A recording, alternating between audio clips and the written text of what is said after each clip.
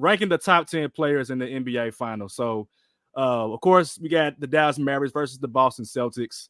And we've got great players on both sides. Not even just great like all-star players, but also great role players as well too. And so I just wanted to do a little exercise to see who do we think are the top 10 players in the NBA Finals, and can we come to an agreement on where we slot these players? So we're gonna work together as a team to make this happen, and we gotta come to terms with it and agree with it, even though we might butt heads. So number one, y'all saw number one. It's not number one. Get out of the way. So number one is number one is Luka, right? Number one is Luka. Agreed. Agreed. What's what you other about? I like. Was it Kyrie? Yeah, I go with Kyrie. Yeah. No. Yes, no. I would say I would say Kyrie at 1. I was joking, but okay, that's what we doing. Yeah. Why is Kyrie at 1? Because he's not gonna be at 1. Why is he at 1? Yeah, so you're gonna bum me out. Okay, I just beat cancer, but okay, I got you. Exactly. Disrespectful as hell, dog. But I think of the players that are there, Kyrie is the one that knows how to get it done in the finals against a great team with the Warriors. Kyrie as well has deferred many of these playoffs, some games, to just play defense. We have not really even seen him explode offensively yet. And the Celtics are going to be hurting with guarding. I know they got Drew Holiday. I know they got D-Wade. I know they got all these players. But look at what they've done in the playoffs so far. I've said this before. I'll say it again. When it's shorter guards, these shorter guards are killing them. I don't care if KP comes back or not. I know he's coming back for game 1. So to me, we know what Luka is going to do. Yes. But to me, I have Kyrie as number 1. I'm okay with exchanging. I'm okay. But I'm going to make my case that I believe Kyrie should be the number 1 player that we're talking about in the finals because he is yet to be unlocked completely. Savage, I think this one of them cases you're going to have to just roll with it. We can go Luka 1 because Luka is still number 1 to me. I told y'all Jokic, Luka till further notice. And then I'm 100,000% comfortable with Kyrie being number 2. I actually got him number 2 on my list. And for any case, Savage, that you would like to debate either Kyrie being 1 or 2, we're here. Okay. Who you got at 2? Wow. This wow. We're here. Oh, wow. I mean, didn't expect that.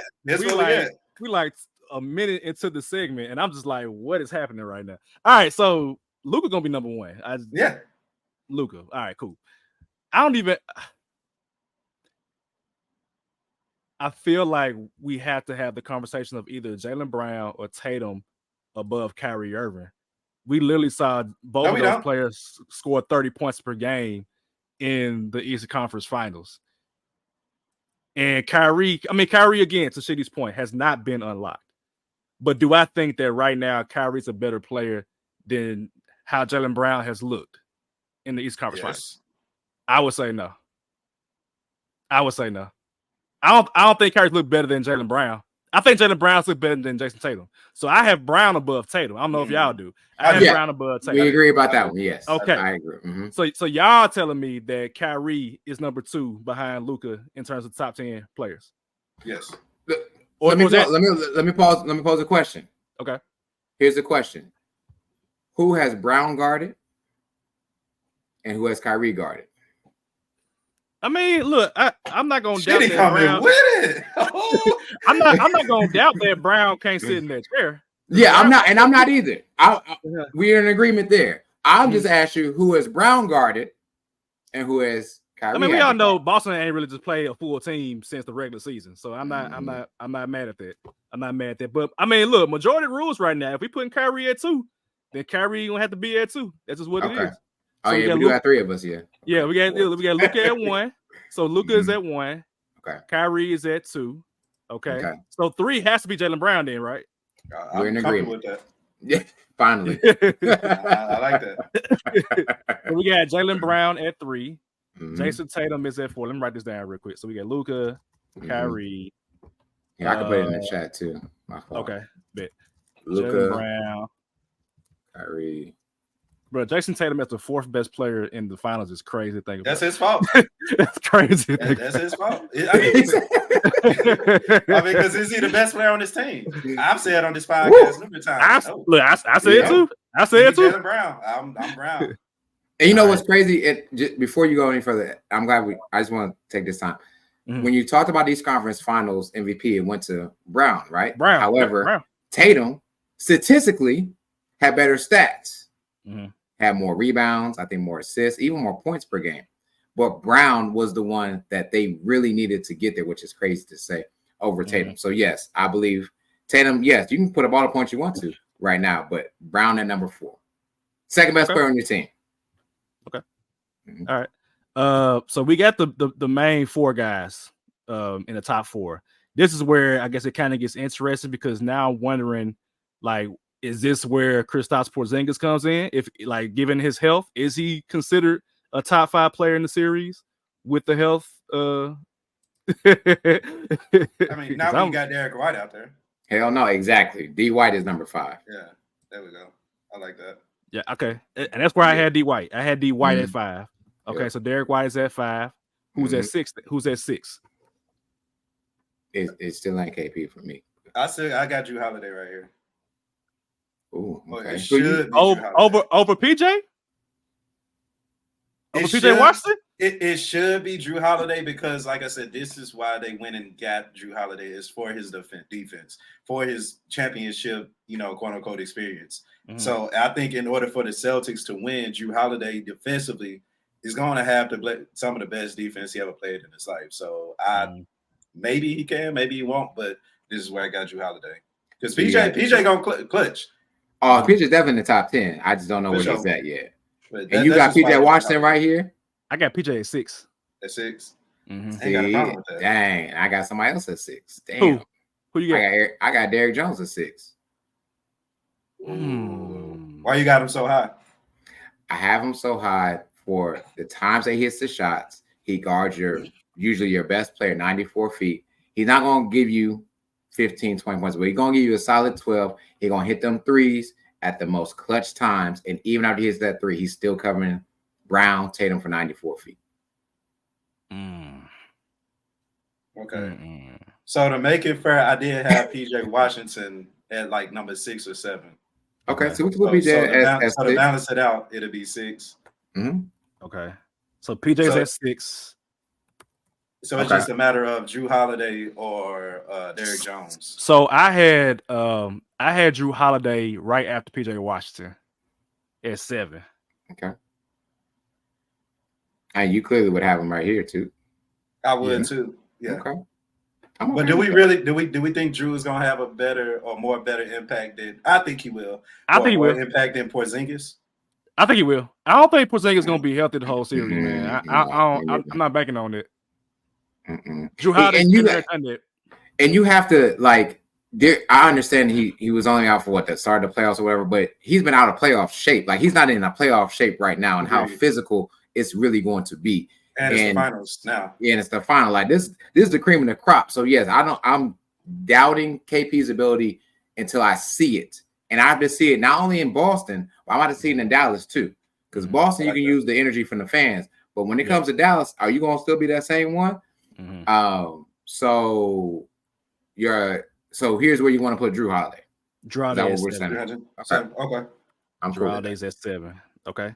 So now I like that. I like that the Jones. Yeah, I'm not letting Jones in the top 10. I'm going to let John go that top. No, he there. He there. So y'all like Jones? Y'all think Jones is gonna be better than Lively? That's how I was literally about to say. That's my X factor. Y'all Lively is my X factor. Because I have Lively over Derrick Jones. I had Derrick Jones right at 10. I had Lively at 9. And I had Lively at I think 9 or 10. I just erased it because I put this in the chat. But I had Lively. We're at the low end, 9, 10. I'm okay as long. Well, I'm sorry. I had Lively at 8, Derrick Jones at 9. I put KP at 10 because I don't know. I don't know about KP. I don't know what his health is going to be like. So I would be okay with. I am in complete agreement that KP is like 10 right now. I'm so here's the thing, and it may sound funny, But we do got to have a conversation about Al Horford. We do got to have a conversation because he is going to be a top 10 impactful player. It's just a matter of where do we put him. Because if we don't think Porzingis is going to come back healthy, then that means more playing time and opportunity for Horford, who's been pretty consistent, to say the least. He's just old as hell. Man, yes. And this is the Celtics' opportunity to get that 18th banner. And they went out to get KP. So they're going to put KP on the floor if he's 80%, 60%. Think they're going to force it? Yes. Yeah, they will. Because you never know if you'll get back here, right? You don't know when that will be. So I would have KP over Horford, even though I've seen Horford dominate some series. But I don't believe it'll be this series. I feel like KP has to be in the top 10 in order for Boston to be successful or to get that extra push. Because Horford's a great player, obviously. He's been a great player throughout his career.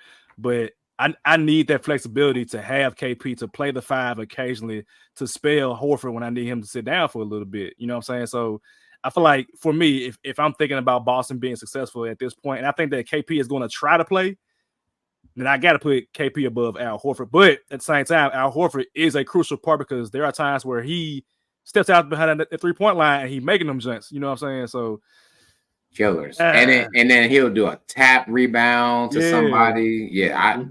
So who we get at 8? Who we get at 8? Who we put in there? I think the better question is who will we have left to put in there?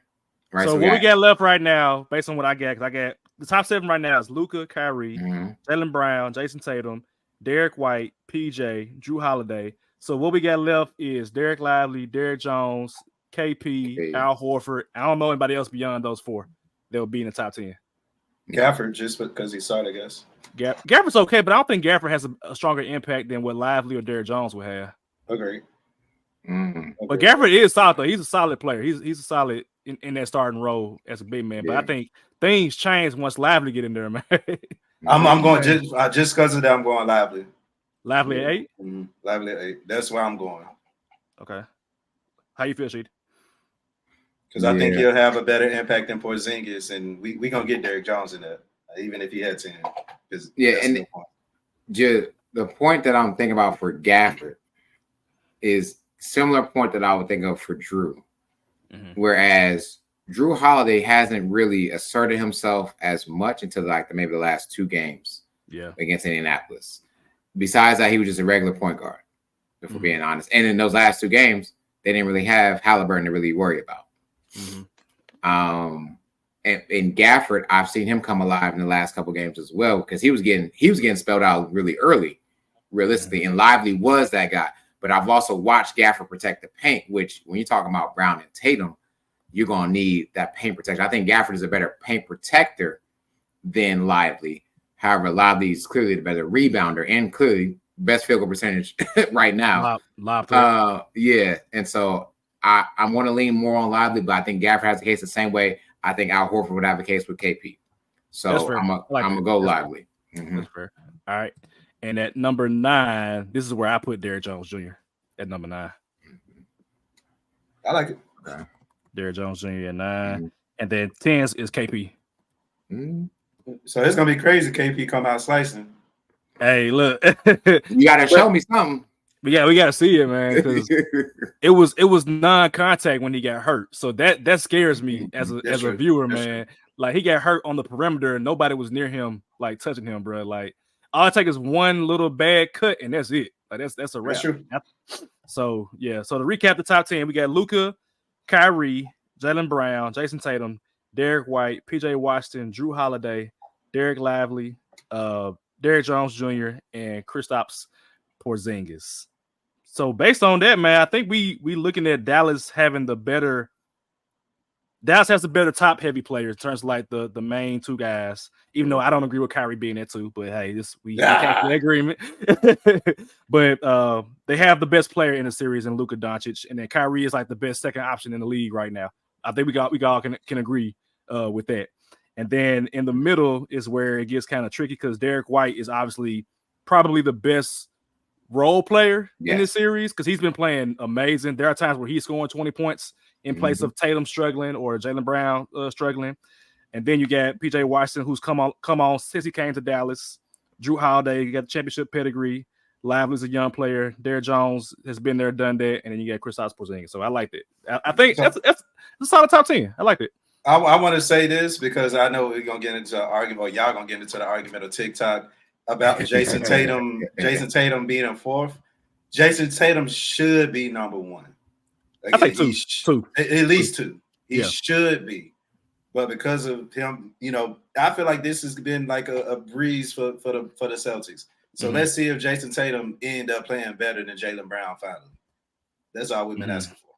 Okay, and let me say that the time when they actually went to the finals, I believe the last time they went to the finals, Tatum was the number one player. And Tatum also shut down, I don't want to say shut down, but stopped KD from winning one game. Right. And that I would have automatically put him at number one. Automatic. I just haven't seen it. For you, I can't have you disappear at times. Yeah, and that's really how I feel about Tatum. Yeah, that's my beef, man. It's like he disappears when you need. He's like the Avatar, bro. He disappears when you need him most. The man vanished, bro. Oh, he came back though, man. You gotta chill. He came back 100 years later. he got a glacier. He got a family and everything, man. Come on,